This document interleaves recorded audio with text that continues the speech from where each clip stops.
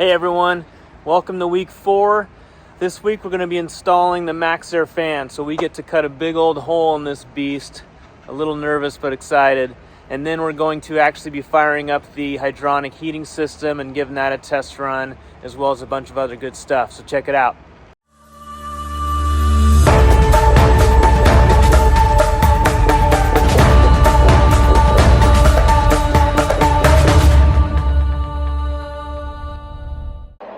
So we got the countertop all done, a little soap dispenser, and then our main faucet.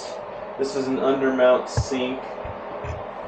Just finished giving it a little 1/8 inch round and gave it a quick oil, and it's looking great. We'll get that sink mounted and some fixtures going here. On the cabinet, we just glued in some angles for it to mount to, and that's also going to help give the cabinet some more stability for the drawers. So with those angled aluminum brackets, we just simply drilled some holes through those and then screwed in the countertop from the bottom. We went with a kitchen faucet that has a separate little soap dispenser as well as a spray function, and here we are just getting that all plumbed in.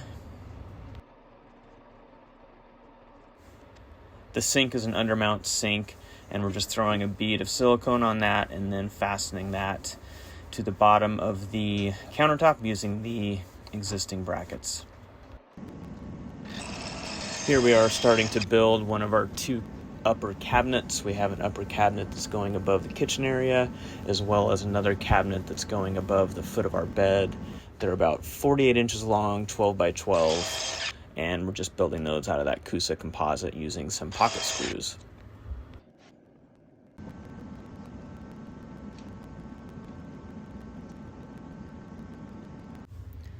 Now that we have our sink and faucet installed and plumbed, I thought it'd be fun to actually fire up the hydronic system to see if we can get some hot water going there. We'll be checking that for leaks.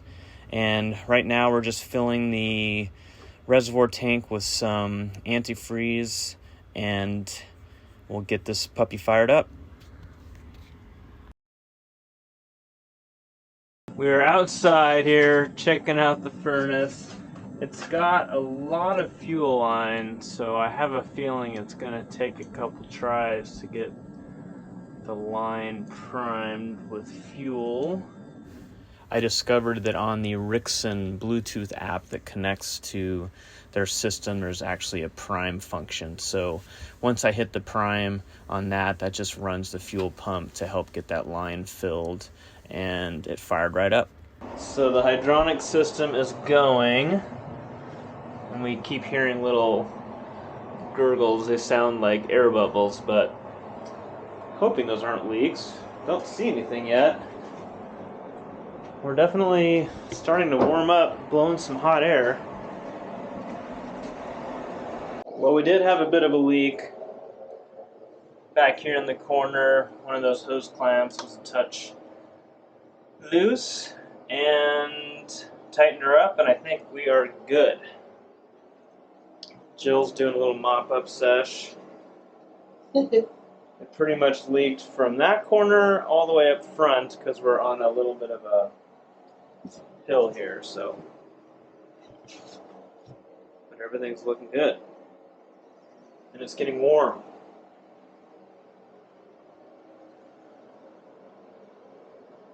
Oh yeah. So that's the forced air unit. Here you can see the 2 different plate heat exchangers. This bottom one is for our sink, this top one is for the shower, and then here's the holding tank for the antifreeze. We're just going to be doing a gravity feed for the water fill. We've never felt the need to actually have city hookups and pressurized water, so this is just going to be our fill port to go to the outside for water fill. The exterior water fill port is a pretty basic one, but it does have a locking cap for it. Nothing like drilling holes in a perfectly good camper. Drilling a hole for our gray water discharge. That's a 1-inch hose, and then also just a drain valve for our freshwater tank, which is just a 1/2-inch bet.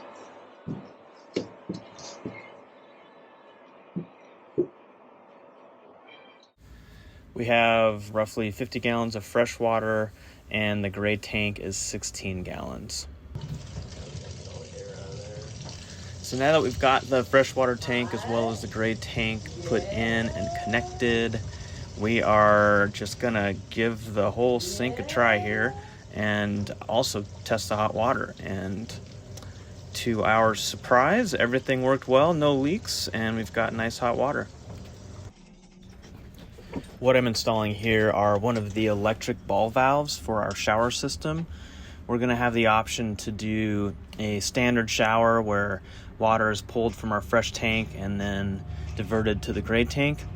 And with a flip of a switch, we'll be able to actuate these ball valves and then turn it into a recirc shower system where the water will be recirculated from the 5-gallon tank through the 3-stage filter system and function as a standard recirc shower. And along with that is the ability to, while you're taking a recirc shower, you can actually hit a button and it will dump for a period of time the water from the recirc into the gray. And this is going to be handy for, when you're washing your hair and things like that, which tends to really gum up these recirc systems. You can just simply hit this button and kind of divert that water to the gray tank so that water is not getting put back into the recirc. And then once you're done washing your hair, you can just go back to normal recirc and enjoy a nice long hot shower. So just wanted to get a quick look at the underside of our toilet area. Toilet sitting on top of this.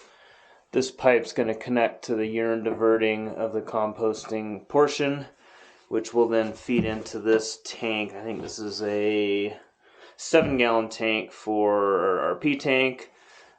This here is a recirculating shower tank.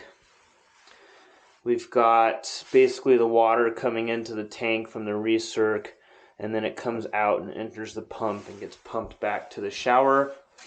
This is an electric ball valve to control dumping the P tank.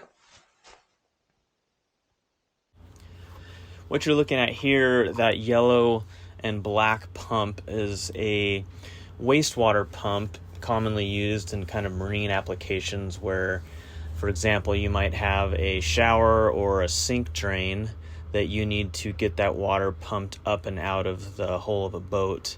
And it's actually got a water sensing drain, so it turns on automatically when it senses water in the drain. And the best part about it is it's really shallow. It's only about 1 inch deep or 1 inch tall. And so because we didn't want any pipes protruding out the bottom of the box that could freeze, this allows us to only have to raise up our shower pan about 1 inch to have this product in there, and that is what is going to be our drain for the shower. So as soon as that water hits that drain, it fires the pump, and then that will evacuate the water out of the shower drain and pump it to either the gray tank or the recirculating tank. Now that we have everything hooked up and the water's nice and hot, I just rigged up just a temporary little plastic bottle here to act as the shower pan, and we basically just ran the recirc shower system I honestly had it on for almost an hour just to check for any leaks and see how it performed. And as you can see, that pump just fires up and pushes it through the recirc, and it worked great. It stayed nice and hot the whole time, no leaks, And so now we'll start getting the shower pan ready and get that pump hooked up. Here's the platform put back down. Again, this is the urine diverter connection. I've got some wiring that will go to the fan for the airhead toilet. And then these are inserts to thread the toilet down, and we're going to have some flooring on top of this. So they're poking up a little bit, but the flooring will take care of that. So putting together the airhead toilet, there's a hole on each side of the toilet, and you can pick which way you want the fan hosing to run out of. And on the hosing side, you just glue in this fitting with some regular PVC pipe cement. And on the other side is a screen, so that would be the air intake.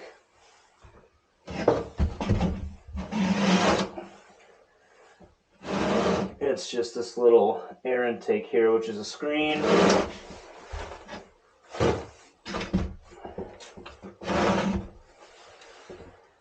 Next, we put a piece of hosing, which actually, the hose actually threads into this coupling. Then it attaches inside this piece, which has, then it attaches inside this piece, which has an inline screen as well. So I'm just going to figure out about how much I need. And then from there,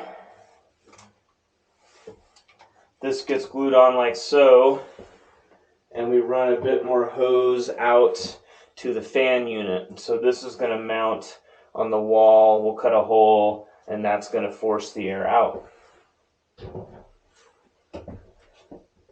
We've been using this toilet for a while. We like it. It's been really good for us. Again, this is the airhead. Got all the exhaust hoses trimmed up, and here is the little exhaust fan module mounted. I cut a hole through the box, of course, and just finishing up some of the wiring for that. It's basically, gosh, maybe a 2-inch kind of computer CPU fan. It's absolutely silent, and I can't imagine it draws much power, but it's just housed inside of that little elbow there. Well, it finally warmed up enough, so up to the roof we go to work on installing the Maxxair Fan. We're going to be installing the fan at the very front of the box. I'm just taking some more measurements to make sure I've got enough space set aside for about 1,000 watts of solar panels that we'll have up here.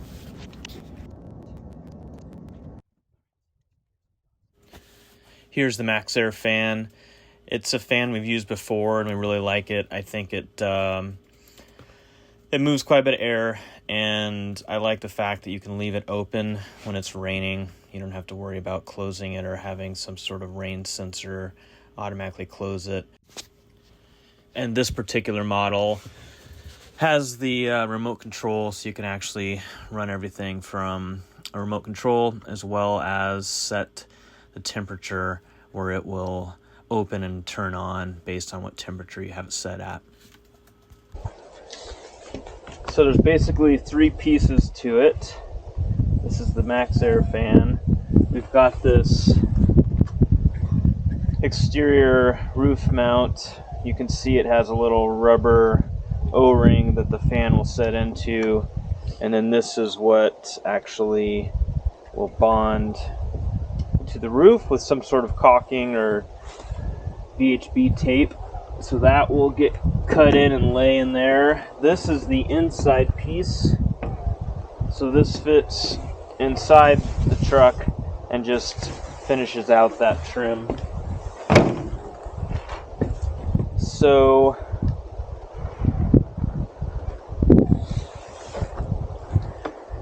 we're just putting this thing dead center, and I'd like to get it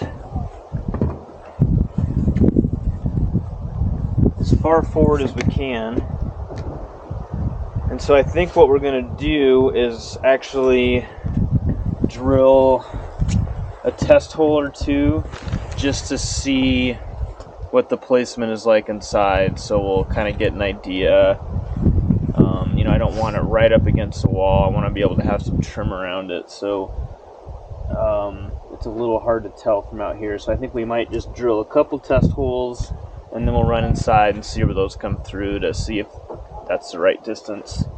And if it's not, those will be easy enough to plug and fill back up, and we can reposition it. All right, cheers everyone. Chink.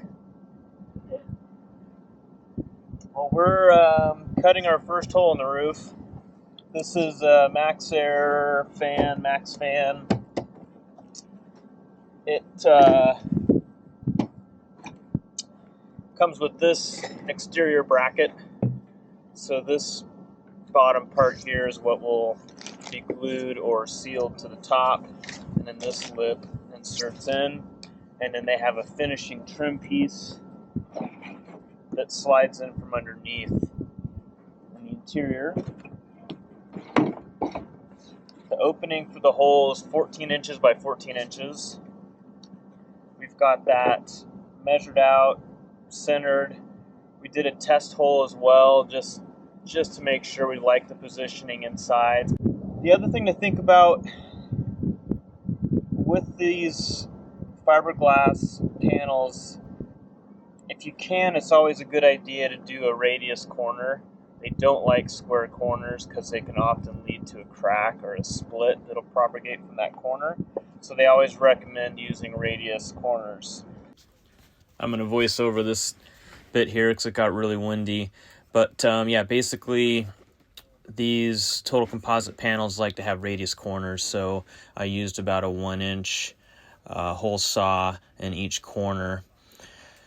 And then the trick to, I didn't have a good saw that could cut through this, you know, roughly 3.5-inch deep panel.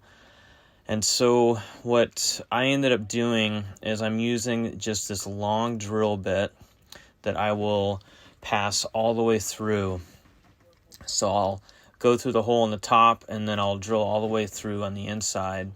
But what's important about it is to make sure that that drill bit is really straight and square to the surface so that it matches on the inside to the outside. Because what I'm going to do is once I get that drill bit through from the inside, I will then take the hole saw and make those radius corners. And then I'm just going to simply cut through the outer kind of fiberglass material without actually cutting through all the foam. And so I'll do that on the top as well as the inside. And then you can just take a long X-Acto blade and cut through the foam, and then that whole block should pop out. I should also mention, hands down, my favorite way of cutting these panels is using an oscillating saw, where you just are cutting through the outer fiberglass sheet and then using an X-Acto to cut through the foam. It just makes for a really clean cut, and it's quite a bit less messy than running a saw through all that foam board inside of the panels. Alright, so these are the 4 holes. Like I said, made sure to drill nice and straight, so hopefully these are straight below the other holes. And I actually did measure them, and they measure out pretty even. So now we're just gonna use the hole saw, and then we'll connect the lines like we did up top.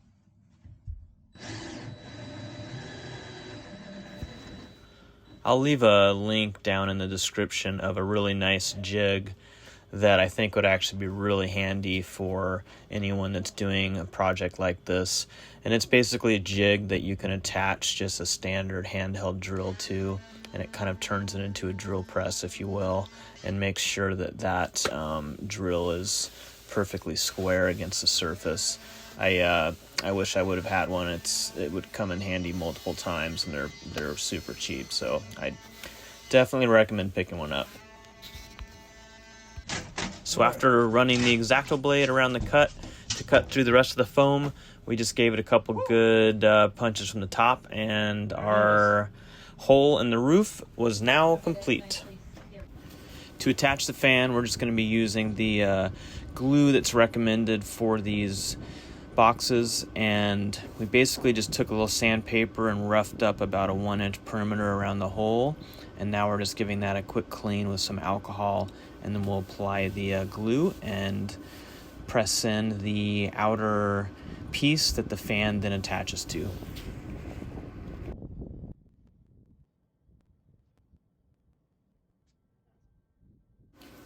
We then use some clamps just to lightly clamp it in place. You don't want to put too much pressure because you want to maintain a little bit of thickness to the glue. But that's just going to hold it secure for the night. And then we're actually going to be putting a cardboard box on top of it so that we can keep it warm, because it's going to be well below the recommended temperature of 50 degrees for the glue to cure. So we're just going to put a box on top of that and then crank the heat inside all night, which I think will get us to the temp we need. The next morning, we got to open a little present and put in the fan unit into the flange that we installed the night before. And it basically just attaches with 2 screws per side. You have to kind of press down on the fan unit to get that rubber seal to compress, and went together pretty quick. Now we're on the inside. We've got the fan put in. This is one of the little wire chases that Total Composites puts in their boxes, or several of them spaced out in the roof. I'm not really using them, but I thought for this purpose I did decide to route it through there a little bit. I'm going to just build a small wire chase to hide some of the wires as we bring these in. So we trim down this cover box here, trim box I should say,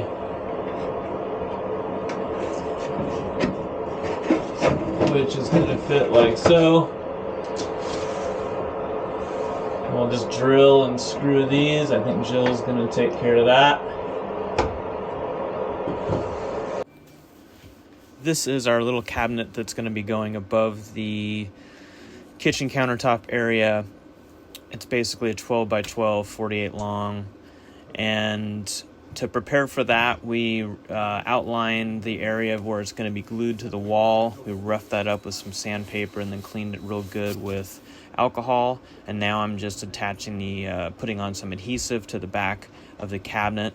And then we're just going to press that up to the wall, and we'll use a few screws just to help hold it in place while that glue cures. But remember, everything needs to be glued to the walls. Things shouldn't be screwed, as that can cause delamination of that outer fiberglass layer.